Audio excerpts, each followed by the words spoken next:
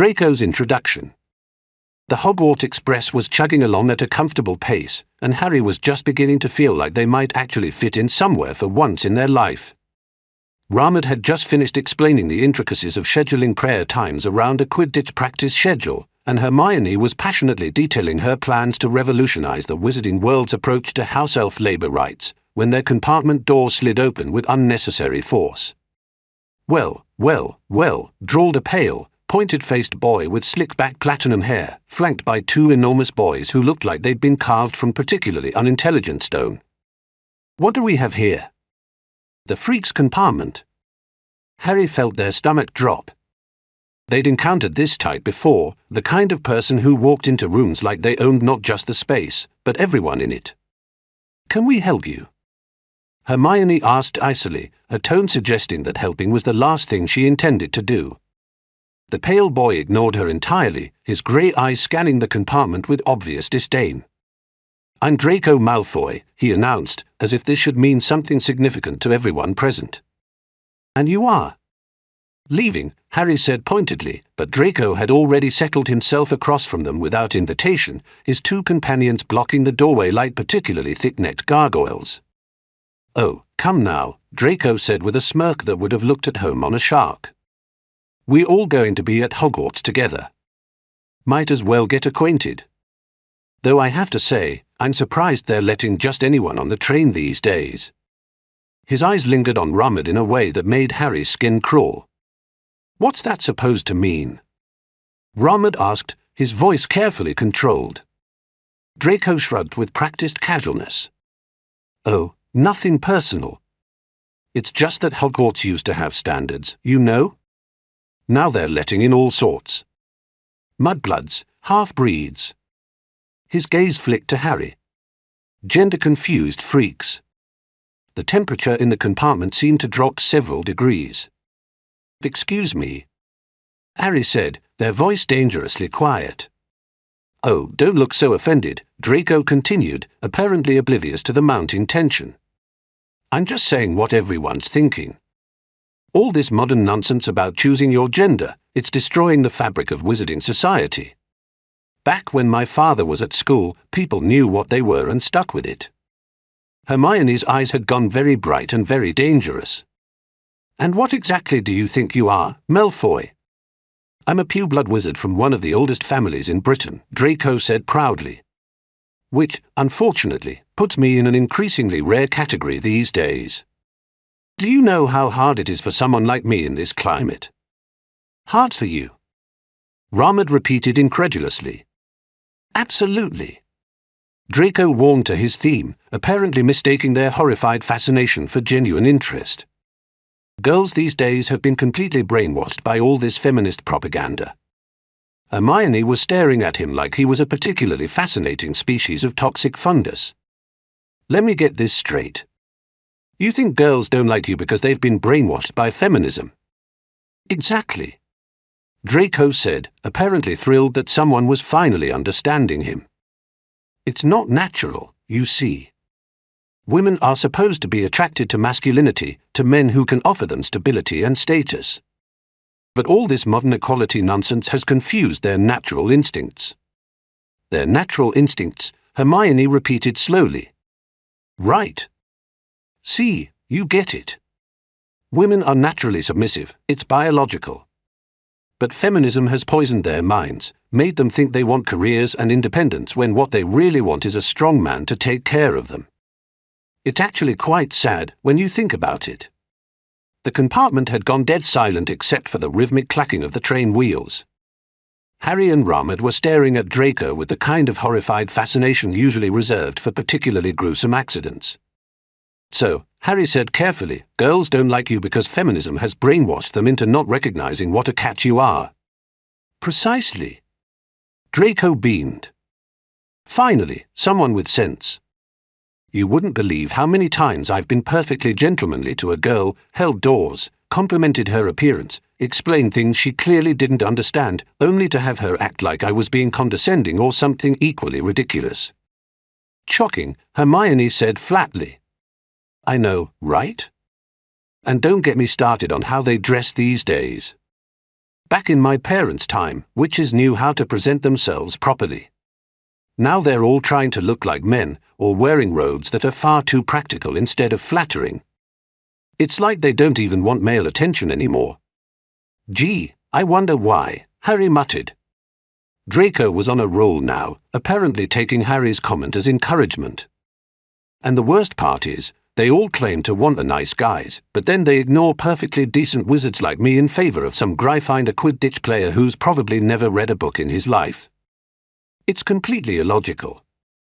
Maybe, Ramad said slowly, they're not attracted to you for reasons that have nothing to do with feminism or brainwashing. Maybe they just don't like your personality. Draco's face darkened. My personality is perfectly fine, thanks. I'm intelligent, well-educated, from a good family. And incredibly modest, Hermione added sarcastically. Modesty is overrated, Draco snapped. False modesty is just another symptom of this culture of weakness that's infected everything. Real men aren't afraid to acknowledge their own worth. Real men, Harry repeated. Right. And what makes a real man, exactly? Draco straightened up, clearly delighted to share his expertise. Well, for starters, real men don't let women walk all over them. They maintain their authority in relationships. They don't apologize for being masculine or having natural leadership instincts. And they certainly don't pretend that men and women are the same when they're obviously completely different. He shot a pointed look at Harry. Real men also don't get confused about basic biological facts. The atmosphere in the compartment shifted from uncomfortable to actively hostile. Okay, Harry said, their voice taking on the dangerously calm tone that had always preceded their most spectacular arguments with the Dursleys. Let me see if I understand your worldview correctly. Women are naturally submissive and should be grateful for male attention, regardless of how that attention is delivered. Girls who don't like you have been brainwashed by feminism rather than making their own rational choices. And anyone who doesn't fit into your narrow definition of gender roles is confused about the basic biological facts. Well, when you put it like that, it sounds like the ramblings of someone who's never had a genuine human connection in their life. Hermione suggested sweetly. Draco's face flashed red. I'll have you know I've had plenty of connections. It's just that girls these days don't know how to appreciate a guy who thinks they're too stupid to make their own decisions. Ramad interrupted. I never said they were stupid. No, you just said they've been brainwashed into not recognizing their natural submissive instincts, Harry pointed out. Totally different. Look, Draco said, his voice rising, I know this might be hard for your confused mind to understand, but there are natural differences between men and women. It's not sexist, it's just biology. Hermione laughed, but it wasn't a pleasant sound. Oh, biology. Well, why didn't you say so? Tell me, what's your educational background in biology? Have you studied endocrinology? Genetics? Neuroscience? Behavioral psychology? Well, it's just common sense. Common sense, Hermione repeated. Right. So when you say a biology, what you actually mean is half-remembered stereotypes that conveniently support your existing prejudices. That's not, I mean, look, you don't need a degree to understand that men are stronger and women are more emotional and there it is, Harry said with grim satisfaction. The real problem isn't that girls have been brainwashed by feminism. The problem is that you have incredibly outdated and insulting views about half the human population, and you're confused about why they don't want to date you. Draco stood up abruptly, his face now the color of an overripe tomato. You know what? I don't have to listen to this from a bunch of freaks and social justice warriors. You all learn soon enough what the real world is like. When you're older, you'll understand that some people are just naturally better than others, and all this equality nonsense is just feel-good propaganda. Millimeter whom, Hermione said, examining her fingernails with exaggerated boredom. And I'm sure the girls will be lining up to date you once they realize how naturally superior you are. They will. Draco sputtered.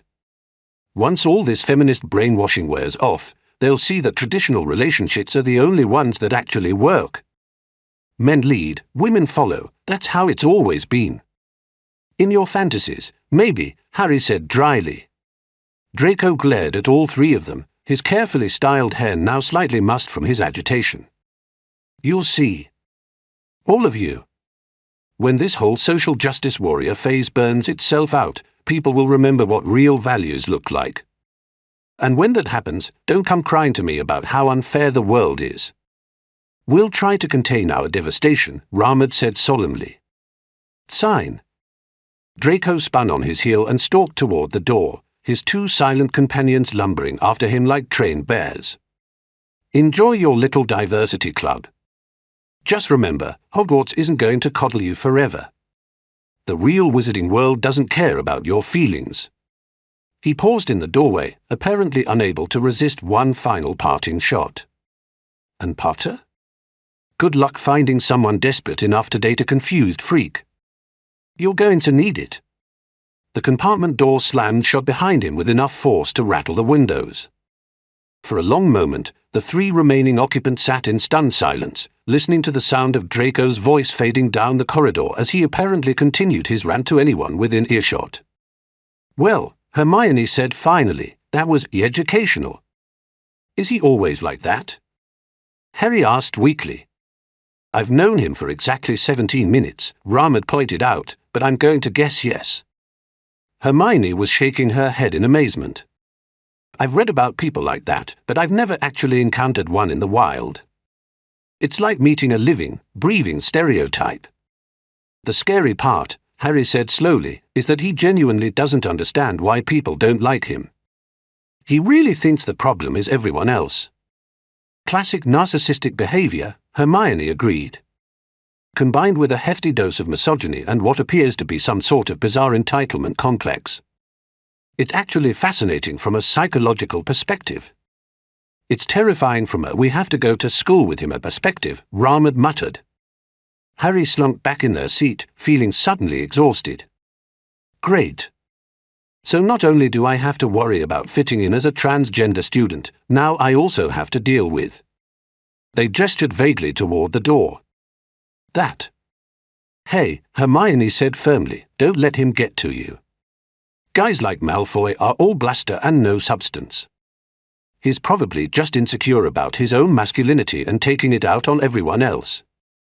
Plus, Ramad added with a slight grin, did you see his face when you started dismantling his arguments? I thought he was going to spontaneously combust. Despite everything, Harry found themselves smiling. He did look pretty upset when you asked about his biology education. That's because he doesn't have one, Hermione said with satisfaction. People like him love to cite science and biology to support their prejudices, but they've never actually studied either subject. The moment you ask for specifics, they fall apart. Still, Harry said, is probably not the only one at Hogwarts who thinks like that. Probably not, Hermione agreed. But he's also not representative of everyone. Look at us, we just met, we're all completely different, and we're getting along fine. Better than fine, Ramad said. I mean, bonding over our shared horror at Draco Malfoy's worldview isn't exactly how I pictured making friends, but I'll take it. Harry looked at their two new friends, Ramad with his earnest brown eyes and careful consideration of everyone's feelings, Hermione with her fierce intelligence and passionate commitment to justice, and felt something warm settle in their chest. You know what, they said. Maybe Hogwarts won't be so bad after all. Just promise me, Hermione said with mock seriousness, that if I ever start sounding like Malfoy, you'll stage an intervention. Deal, Harry and Ramad said simultaneously. Although, Ramad added thoughtfully, I don't think we have to worry about that. I'm pretty sure you'd have to suffer some kind of massive head injury to develop that level of self-delusion. Or be raised by people who told you that your inherent worth was determined by your bloodline and gender, Harry said quietly. The others looked at them with surprise. What? Harry shrugged. I mean, he's awful, but he didn't get that way in a vacuum. Someone taught him that stuff. That's actually a really good point, Hermione said slowly. It's easy to write him off as just a terrible person, but those attitudes come from somewhere. Doesn't make him any less insufferable to deal with, Rahmed pointed out. No, Harry agreed, but it does make him more predictable. And if we understand where he's coming from, we can probably figure out how to handle him. Look at you, being all wise and analytical, Hermione said with approval. I like that. Thanks, Harry said, feeling their cheeks warm slightly. I've had a lot of practice dealing with people who think I'm fundamentally wrong for existing. The train began to slow, and through the window, they could see the lights of what must be Hogsmeade Station approaching. Well, Rahmed said, gathering his things, whatever else happens at Hogwarts, at least we know we're not the worst people there. The bar is apparently very low, Hermione observed. I'm okay with low bars, Harry said, standing and reaching for their trunk. Low bars are easier to clear. As they made their way off the train and toward whatever awaited them at Hogwarts, Harry couldn't help but feel cautiously optimistic. Yes, there would be people like Draco Malfoy to deal with, people who saw their very existence as a threat to the natural order. But there would also be people like Hermione and Rahmed, people who saw them as just another human being trying to figure out their place in the world. For someone who had spent most of their life feeling like an outsider, that was more than enough to be going on with. Even if they did have to occasionally deal with entitled bigots who thought feminism was a conspiracy to prevent them from getting dates. Harry had handled worse. They'd survived the Dursleys, after all. How much more difficult could one obnoxious rich boy really be? As they walked toward the boats that would carry them across the lake to Hogwarts, Harry had the distinct feeling they were about to find out.